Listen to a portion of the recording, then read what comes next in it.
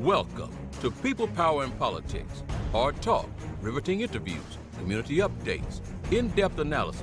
That's People, Power, and Politics. We tell it to you as it is. No holds barred. You are the people, you have the power. We bring you the politics.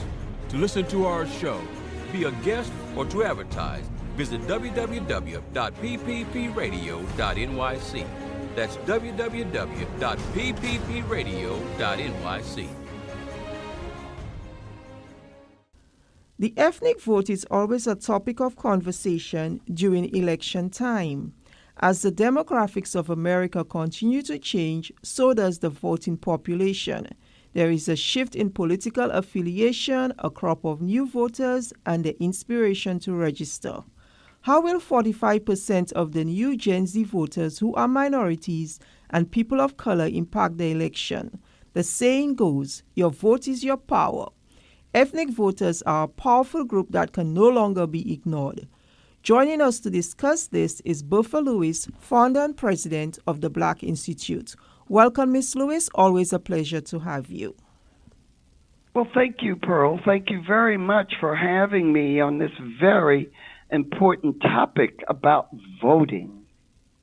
So can you just give us your thoughts about, voting in general for the minorities, the ethnic voter, people of color, Black people? Well, I would like to talk about voting in general. People have fought and died for the right to vote. One, we need to pass the John Lewis Voting Rights Act because this current House of Representatives and Senate, as well as the U.S. Supreme Court, has steadily tried to chip away at our right to vote. There's been all kinds of laws to purge voting rolls as well as to suppress people from voting. So my main thing is, if you have the right to vote, exercise that right to vote. But let us also talk about people that have been left out, and that is the immigrant vote. The immigrant vote, especially here in New York City. The Black Institute is part of a coalition called Our City, Our Vote. A law was passed by City Council and signed by the mayor to give immigrants with a green card or with work authorizations, those that are here legally in the system, the right to vote in local municipal elections. It is estimated that there are approximately 800,000 green card holders in New York City. Imagine if these people who are living, working, paying taxes into New York City, if just a fraction of them, 10%, 80,000, had the right to vote for city council, for mayor, for controller. Imagine what that would do to our policies. So we have a whole slew of people who play by the rules, work every day, contribute to our tax base, and yet just their local representatives, they can't vote for city council, they can't vote for mayor, they can't vote for controller. To me, that is actually suppressing a large sector of folks. Some people call it an ethnic vote. Some people call it an immigrant vote. But these are residents of New York City. And I think there's been some legal challenges instead of expanding the vote so that more people could vote, even just in local elections, that vote is challenged and suppressed. And as we know in this country, especially for people of color, because the demographics are changing, people who consider themselves to be quote unquote citizens who are registered to vote, their vote is suppressed. So my message to immigrants, my message to registered voters is whatever voting comes around, exercise that right. Because if you don't use it, you will lose it. Exactly. So, over recent years, significant attention has been drawn to the growing influence of ethnic voters in American elections. Could you provide insights into the key factors driving this trend and how it's reshaping the political landscape?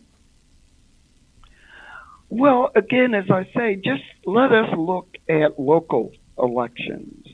People are working, contributing to the economy, doing the right thing. And just because it takes so long to even get citizenship, why should they be denied the right to have a say in their local elections? The demographics of this country are changing. This country will be a country of color. That will be the majority of people in this country. And so we must pay attention to our ethnic diversity, our racial diversity. We should be expanding the vote and not trying to suppress the vote. But we also are realistic.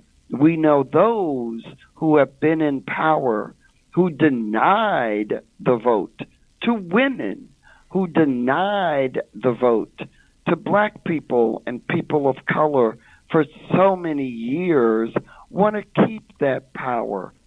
But it is inevitable.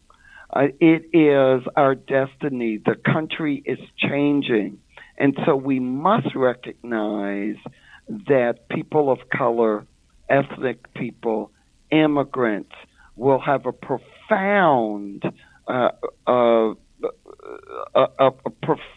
profound changing of how we look at issues. We must deal with our young people who are increasingly young people of color, ethnic and immigrant young people. This is our future. We are in the 21st century, and so we need to deal with this and look at this as a reality. It is inevitable. It is coming. There's those who want to fight against it, but there are those of us who will fight for the right to expand the vote to everybody, especially to our ethnic minority. And Ms. Lewis, I'm glad that you mentioned the young people because 45% of the new Gen Z voters are minorities. So how do you see this group influencing the upcoming elections regarding political engagement and policy priorities? Well, first of all, I really think that we can't just go by the old rules. We have to meet the young people where they are. People talk about social media. If young people are on social media, there we need to put our campaigns on social media. We also need to not just do commercials on TV and spend money that way. We need to employ young people to participate in political campaigns. We need to be on the ground, knocking on doors, going to community meetings, meeting people where they are, and reaching out to them where they are. If, our children are our future, don't give up your future. Embrace your future. Every single day, thousands of young Latinos turn 18 and have the ability to vote. You can ignore it, but it is inevitable. So, young people, people of color, ethnic minorities, this is the future of the country and of America. What we do and how we engage them is what will determine what our policies are. Don't stay home. Don't just complain about things. We need young people to run for office. Young people of all ethnicities. Put yourself up, put yourself out there, so that people can see you and vote for you. And you can say, this is what is happening in my life. This is what means something to me. And so we encourage young people to vote. We encourage all people of color, all minorities to vote. But I am optimistic. I believe that this is inevitable. I believe that this is the future of our country. I believe that we should embrace it, which is why here at the Black Institute, we are constantly encouraging people to vote. We are engaging with young people. We are part of a coalition to allow immigrants to vote in local elections because we believe in the power of the vote. Excellent. So let's just talk about how minorities can impact the elections. If you could look at historically how they have influenced electoral outcomes and how these dynamics might evolve in the upcoming elections. Well, what is a very funny thing is at election time, all of a sudden, people see us. All of a sudden, oh, what's the black vote going to be? What's the Latino vote going to be? What's the female vote going to be? What do immigrants think? We now have people not talking about comprehensive immigration reform. They want to just talk about the border. Mm-hmm. And this is why I think that they think that we're going to stay home. They think that young people of color and young immigrants are going to stay home. I don't believe that. I believe that they are going to talk to each other, communicate with each other, door knock each other, go to events with each other, because we have the rise of an authoritarian theocracy on the horizon. We've got to fight against that.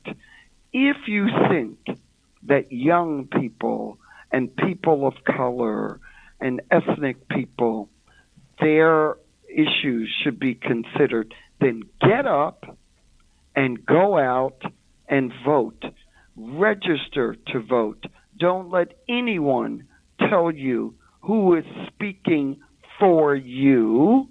Your vote speaks for you. Speak for yourself. People will court you because we become very important at election time. And the 2024 election is a very important election. People always say, oh, this could be the most important election of your life. Well, every election is the most important election of your life. So we, people of color, young people, will have a profound effect on the 2024 elections. State elections in New York State, they are coming up this year, as well as federal elections, your congressmen, the president, the senators, as well as your state assembly people and your state senators. So your state and your federal elections are coming up. If you want more housing, if you want better jobs, if you want more services, then get out there and vote, young people. Get out there and vote, people of color. Don't let someone else determine what's important to you. You let them know what's important to you by your vote and who you vote for. So, on that note, beyond the sheer numbers, what role do you think minority voter turnout plays in shaping political agendas and policy priorities?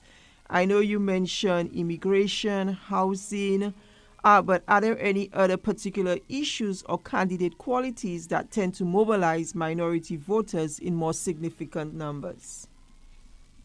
Well, we also understand that for minority voters, young voters, we are coming out of a pandemic which the Republicans, and I'll say it, the Republicans totally flubbed.